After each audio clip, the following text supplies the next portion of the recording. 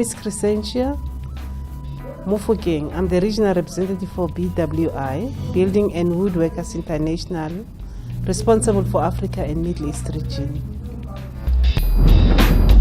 In terms of the message that the youth, men and women, will take home, that I want to leave behind, is that the youth is the future of our movement. We are representing the movement here. We are building construction, wood and forestry unions under BWI. It is to go back and build their unions. It is to go back and empower other young women and men to join the movement, to strengthen their organization, to be involved in youth and also the normal structure of their organization. Our organization, BWI, in the last Congress in Durban, decided that we must have 30% women representative in structures that are making decisions. And in our World Board, in our World Council, we have 30%. In our Regional Executive Committee, we have 30% women. And now we have put into our statutes the youth structure. And therefore, it opens the opportunity for young men and women to come on board in the movement, not only in BWI level, because we're a global union, but within our unions at a local level. Over 40% of our graduates are unemployed.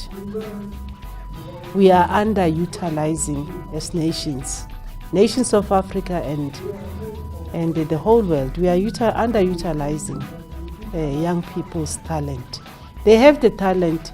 We have to just to create jobs. We have to create opportunities for them. Yes, Chinese are bringing the technology. We have to learn from this technology. We have to enable our young people to enter into this technology that they have so that we can be able to continue to build our own continent ourselves. We have the opportunity. We don't want to have multinational companies bringing investment in our continent, doing the job, even the jobs that we can do ourselves. So we have to be given the opportunity because we are talking about unemployment among young men and women. Let's open the space, let's open the opportunity so that people can get jobs.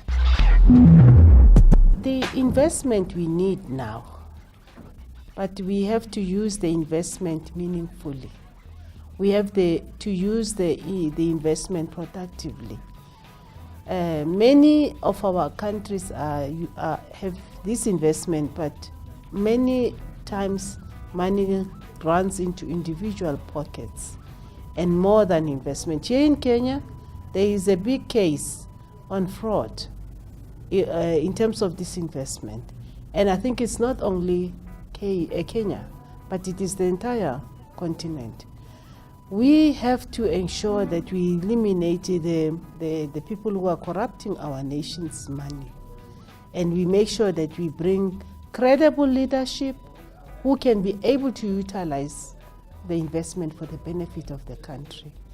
And then when I say utilize meaningfully, but by using not only the financial resources, because at the end of the day, it is taxpayers' money that is being used. But also we must utilize our human resource so that we can be able to capacitate. We have the zeal. I think we have the skill as a nation. It is that we should not undermine our ability. We have the knowledge, because sometimes we crow foul that we don't have. Africa is the richest continent of the world. Africa has the resources. The resources are here in Africa, but the Africans are very poor. So we are encouraging our leadership, our governments, to make sure that we work for our nations, so that we empower them and we ensure that the resources that we have is invested in our continent. One of my own dream is to solve problems of sanitation in my country, rural areas, is to make sure that we build toilets that are running, that are flushing, and we eliminate these toilets that are pit toilets, and we make sure that our people have decent toilets, they have access to water. Normally we talk about drought, we talk about lack of water, but God give us the rain. What do? We leave the rain to run into the river, we leave the rain to run into the sea, and we don't leave the water for ourselves.